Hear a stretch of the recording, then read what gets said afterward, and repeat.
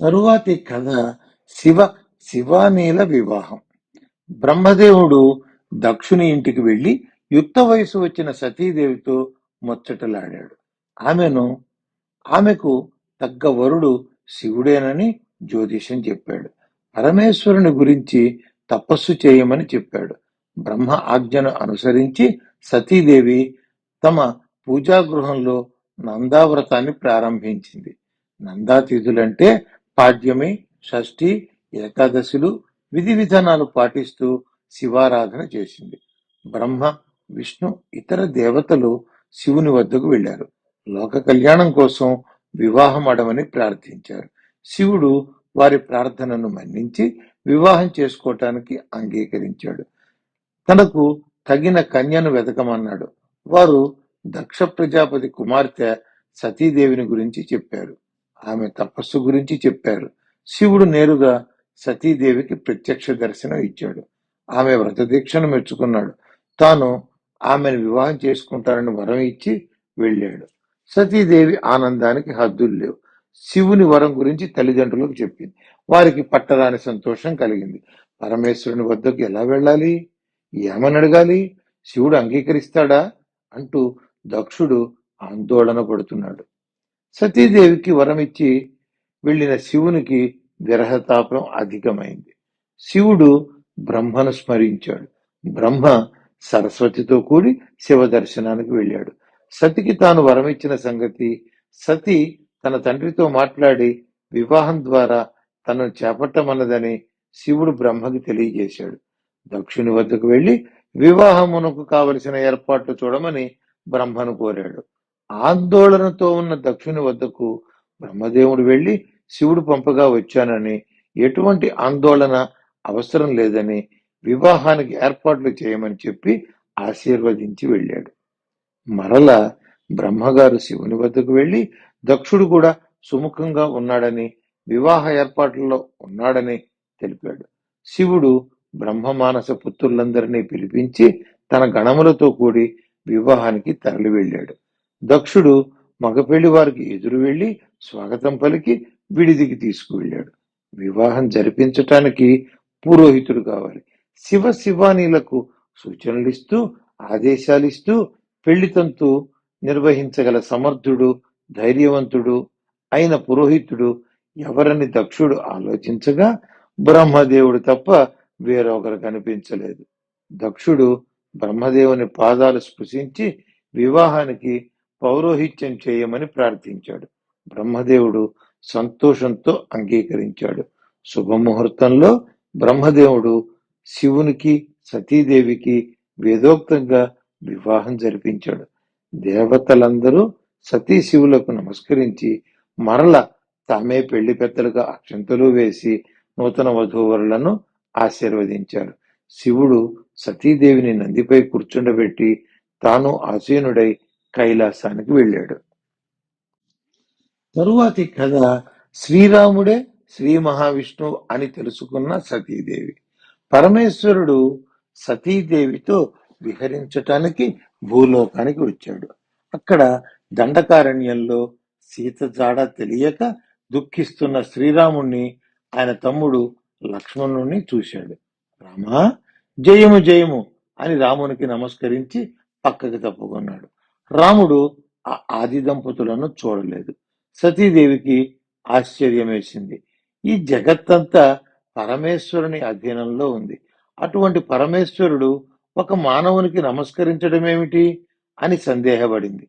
స్వామి, మీరు జగత్ప్రభువులు.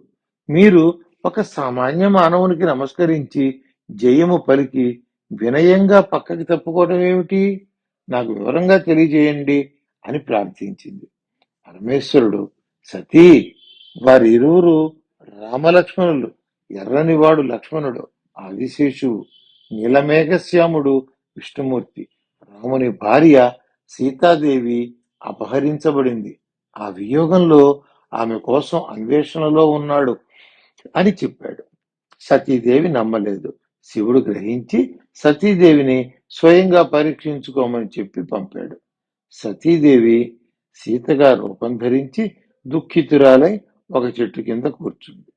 రాముడు సీతను వెతుకుతూ సీతారూపంలో ఉన్న సతీదేవి వద్దకు వచ్చాడు. రాముడు సతీదేవి చరణాలకు నమస్కరించి, అమ్మా సతీదేవి, ఈ అడవిలోకి ఎందుకు వచ్చావు? పరమేశ్వరుడేడి అని వినయంగా అడిగాడు. సతీదేవికి అర్థమైంది ఆ వచ్చింది శ్రీ మహావిష్ణువేనని. ఆమె జరిగిన విషయం రామునికి చెప్పింది. పరమేశ్వరుని మాటలను శంకించినందుకు సిగ్గుపడింది. శివుడు సమస్త లోకాలకు వందనీయుడు. అటువంటి ఆ లోకేశ్వరుడు నీకు నమస్కరించడమేమిటి? తెలియజేయమని రాముని కోరింది. రాముడు పూర్వమెప్పుడో పరమేశ్వరుడు గోలోకంలో ఒక గొప్ప సింహాసనాన్ని, ఒక ఛత్రాన్ని, అపూర్వమైన భవనాన్ని విశ్వకర్మ చేత నిర్మింపజేశాడు. సమస్త దేవతలను, ఋషులను రప్పించి వారి సమక్షంలో విష్ణువును ఆ సింహాసనంపై కూర్చోబెట్టి పట్టాభిషేకం జరిపాడు. నేటి నుంచి తనతో సహా బ్రహ్మాది దేవతలందరికీ విష్ణువు పూజనీయుడు, వేదాలు విష్ణువునే కీర్తించాలి అని శాసనం చేశాడు. ముందుగా శివుడే విష్ణువుకు నమస్కరించాడు అని సతీదేవికి చెప్పాడు. పరమేశ్వరుని అనుగ్రహం కలిగినప్పుడు ఆయనను సేవించుకుంటాను అని రాముడు ముందుకు సాగాడు. సతీదేవి శివుని పాదాలపై పడి మన్నించమని వేడుకుంది. శివుడు ఆమెను అనునయించాడు. కాని రాముని భార్య సీతారూపాన్ని ధరించిన సతిని తిరిగి తన భార్యగా స్వీకరించలేక మనసులో ఆమెను విడిచిపెట్టేశాడు. తరువాతి కథ దక్ష వైరం. ప్రయాగలో మునులందరూ ఒక చోట చేరి గొప్ప యజ్ఞం చేశారు. ఆ యజ్ఞానికి బ్రహ్మ తన పరివారంతో విచ్చేశాడు. శివుడు సతీదేవి వెంటరాగా యజ్ఞశాలలో అడుగుపెట్టాడు. అందరూ లేచి నిలబడి స్వామికి నమస్కరించి కూర్చున్నారు. కొంతసేపటికి దక్షుడు వచ్చాడు. దక్ష ప్రజాపతికి లోకాలన్నిటికీ అధిపతిగా కీర్తించబడుతున్నాడు. అధికారం వల్ల దురహంకారం పెరిగిపోయింది. దక్షుడు తన తండ్రి బ్రహ్మదేవునికి నమస్కరించాడు. అక్కడున్న వారంతా లేచి దక్షునికి నమస్కరించి స్వాగతం పలికారు. శివుడు లేవలేదు, దక్షునికి నమస్కరించలేదు. దక్షునికి ఆగ్రహం కట్టలు తెంచుకుంది. తనంతటి వాడు వస్తే శివుడు లేచి నిలబడడా, నమస్కారం చేయడా అని పట్టరాని కోపంతో శివనింద చేశాడు. అక్కడున్న వారందరూ ఆ నిందలను వినలేకపోయారు. కాని దక్షుడంటే అందరికీ భయం. ఒక్కరూ నోరు మెదపలేకపోయారు. దక్షుడు శివుని యజ్ఞశాల నుండి వెళ్ళగొట్టమని అక్కడి వారిని ఆదేశించాడు. కాని నందీశ్వరుడు గర్జించాడు. బ్రహ్మపుత్రుడవు, శివ మహిమ తెలియని వాడివా? శివుని దూషించే స్థాయి కలవాడవా? శివుని యజ్ఞం నుండి వెళ్ళగొట్టడం నీ తరమా? శివానుగ్రహం వల్లనే నువ్వు ఈ రోజున ఈ స్థితిలో ఉన్నావు అని దక్షుణ్ణి తోడనాడాడు. దక్షుడు నందిని, రుద్రగణాలను, వేదములకు దూరమై మహర్షుల చేత విడువబడిన వారవుతారు. శ్మశానంలోని భస్మం ధరించి ఎముకలను ఆభరణాలుగా ధరిస్తారు, మద్యపానం చేస్తారు అని శపించాడు. నందీశ్వరుడు ఏమీ తగ్గలేదు. దక్ష, నీవు ప్రజాపతివే, కాని పరమేశ్వరుడు జగత్పతి. నిన్ను మంచి మార్గంలో నడపవలసిన భృగువు వంటి మహర్షులు నిన్ను తప్పుదారిలోకి ప్రోత్సహిస్తున్నారు. నేటి నుంచి నీవు నిన్ననుసరించే వారందరూ వేద తత్వాన్ని తెలుసుకోలేని అజ్ఞానులవుతారు. సత్కర్మాచరణకు దూరమవుతారు, భోగలాలసులవుతారు, యాచకులుగా మిగిలిపోతారు, ఆత్మజ్ఞాన శూన్యులవుతారు అని శపించాడు. బ్రహ్మ దక్షుని, భృగుని పిలిచి వారు చేసింది తప్పు అని చెప్పాడు. శివుడు నందీశ్వరుణ్ణి అనునయించాడు. ఆగ్రహం కూడదని చెప్పాడు. శివునికి ఎవరి శాపము తగులదని అనవసరంగా పండితులందరినీ శపించాడని నందిని మందలించాడు. దక్షుడు యాగశాలను వీడి వెళ్ళాడు. శివుడు యాగ పరిసమాప్తి వరకు ఆగి తన పరివారంతో కైలాసానికి తిరిగి వెళ్ళాడు. దక్షుడు తన గృహమునకు వెళ్ళినా పగతో రగిలిపోయాడు. దక్షుడు కొంతకాలానికి చరిత్రలో శాశ్వతంగా నిలిచిపోయే విధంగా మహాయజ్ఞం చేయ సంకల్పించాడు. సమస్త ఋషులను, మునులను, దేవతలందరినీ ఆహ్వానించాడు. బ్రహ్మ వద్దకు వెళ్లి సపరివారంగా రమ్మనమని ఆహ్వానించాడు. శ్రీ మహావిష్ణువును కూడా భక్తితో ఆహ్వానించాడు. సమస్త ఋషిగణాలు, దేవగణాలు, అష్టదిక్పాలకులు అందరినీ ఆహ్వానించాడు. కానీ శివుని మాత్రం ఆహ్వానించలేదు.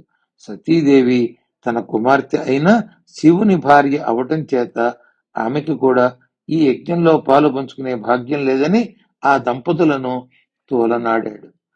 దధీచి మహర్షికి శివుడు లేని లోటు చూసి బాధ కలిగింది. దేవతలందరినీ వెళ్లి పరమేశ్వరుని సతీ సమేతంగా తీసుకురమ్మనమని నచ్చజెప్పాడు. దక్షుడు తిరస్కరించాడు.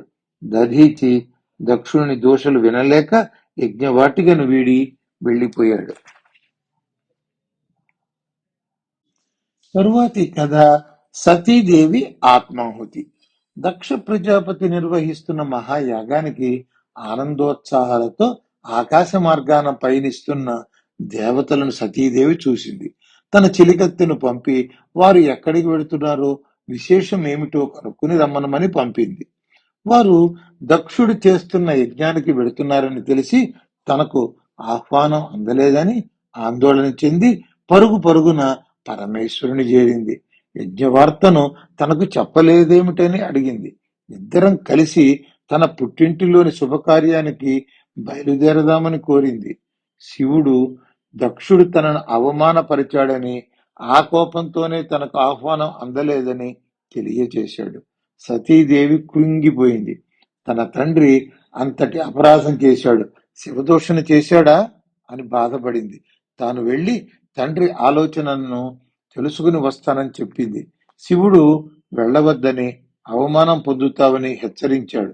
ఆమె వేడుకోలుకు కరిగిపోయి నంది వాహనంపై ప్రమథ గణాలను వెంటబెట్టుకుని వెళ్లమని అనుమతి ఇచ్చాడు. 60,000 మంది రుద్రగణాలు వెంటరాగా మహాసామ్రాజ్ఞిగా తరలి వెళ్ళింది. ఆమె నేరుగా యజ్ఞశాలను చేరింది. తల్లి, సోదరీమణులు ఆమెను చూసి ఎదురు వెళ్లి సాదర స్వాగతం పలికారు. దక్షుడు ఆమె వైపు కన్నెత్తి చూడలేదు. దక్షునికి భయపడి అక్కడి వారు ఎవ్వరూ ఆమెను పలుకరించలేదు. శివుని ప్రమేయం ప్రస్తావన లేకుండా యాగం సాగిపోతోంది. సతీదేవికి ఆగ్రహం కలిగింది. నేరుగా తండ్రిని, యజ్ఞస్వరూపుడైన నా పతిదేవుని ఎందుకు ఆహ్వానించలేదు అని అడిగింది. దక్షుడు సతీదేవిని ఉద్దేశించి పిలవని పేరంటానికి ఎందుకొచ్చావని ప్రశ్నించాడు. శివదూషణ చేశాడు. శివనిందను సహించలేకపోయింది. తన వల్లే శివునికి అవమానం జరిగిందని విచారించింది. ఇంకా ఇంతటి అవమానం భరించిన ఈ శరీరంతో మరల శివుని చేరలేనని నిశ్చయించుకుంది. శివనింద చేసిన వారికే కాదు, విన్నవారికి నరకమే ప్రాప్తిస్తుంది. నీవిచ్చిన ఈ శరీరాన్ని ఇక్కడే విడిచిపెడతానని హెచ్చరించింది. ఇప్పటికైనా మించిపోయింది లేదు. శివుని శరణు వేడి యజ్ఞానికి ఆహ్వానించమని కోరింది. దక్షుడు ఆమెను లెక్క చేయలేదు. సతీదేవి శివుని స్మరించింది. యోగ మార్గంలోకి ప్రాణాలను తీసుకువెళ్ళింది. శివచరణాలు తప్ప ఆమెకు మరేమీ తెలియటం లేదు. యాగాగ్ని జ్వాలలు చెలరేగి క్షణంలో సతీదేవి ప్రాణాలు ఆ జ్వాలలకు ఆహుతయి అక్కడ సతీదేవి భస్మరాశిగా మిగిలిపోయింది. అక్కడ ఉన్నవారందరూ నిశ్చేష్టులైనారు. మనసులో కొందరు బాహాటంగా, కొందరు దక్షుణ్ణి నిందించారు. సతీదేవి వెంట వచ్చిన శివగణాలలో కొందరు ప్రాణత్యాగం చేశారు. ఆవేశంతో దక్ష సంహారానికి దూకారు. దక్షుని రక్షణ కోసం భృగువు తన శక్తితో రుభులనబడే మహాబలిష్ఠులైన వారిని సృష్టించారు. వారు శివగణాలపై తిరగబడి వారిని పారద్రోలారు. తరువాతి కథ వీరభద్రుడు మహాకాళిల పుట్టుక. దక్షయజ్ఞంలో రుభులకు, శివగణాలకు మధ్య జరిగిన పోరులో మిగిలిన శివగణాలు పరుగు పరుగున పోయి కైలాసానికి చేరుకున్నారు.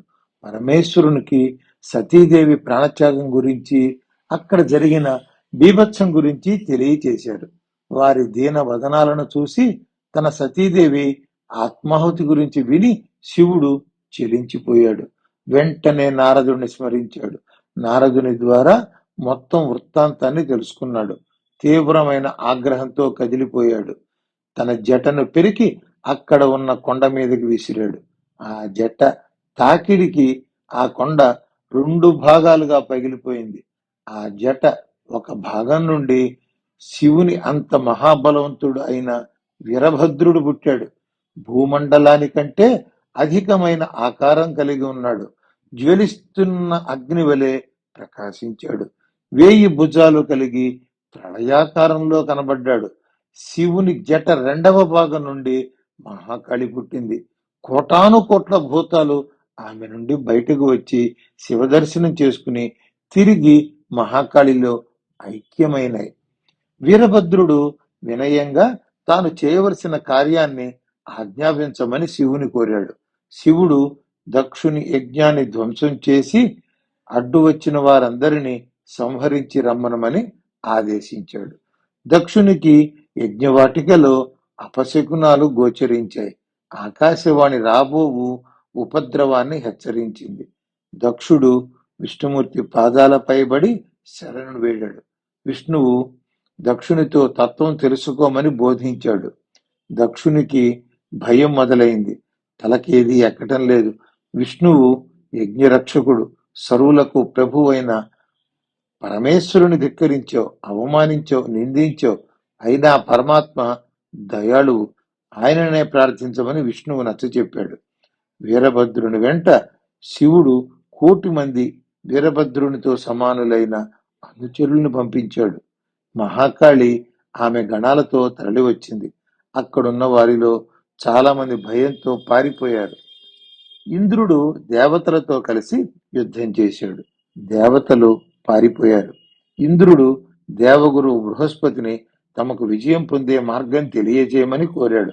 బృహస్పతి శివుడు లేని యాగానికి రావడమే పెద్ద తప్పు. విష్ణువు యజ్ఞరక్షకుడు కాబట్టి వచ్చి కూర్చున్నాడు. దేవతలందరూ దిక్పాలకులతో సహా పారిపోయారు. ఋషులు విష్ణువుని యజ్ఞాన్ని రక్షించమని వేడుకున్నారు. విష్ణువు తాను కూడా శివసేవకుడినని, దక్షుని అజ్ఞానం వల్ల జరిగిందని, తన బాధ్యత తాను నిర్వర్తిస్తానని వారికి మాట ఇచ్చాడు. వీరభద్రుడు విష్ణువుకు నమస్కరించాడు. విష్ణువు తనతో యుద్ధం చేయమని పిలిచాడు. వారిద్దరికీ పెద్ద యుద్ధం జరిగింది. విష్ణువు సుదర్శన చక్రం స్తంభించింది.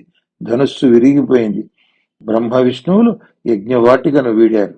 యజ్ఞపురుషుడు ఒక లేడీ రూపంలో పారిపోతుంటే వీరభద్రుడు దాని తల తెగనరికాడు. వీరభద్రుడు భృగువును హింసించాడు.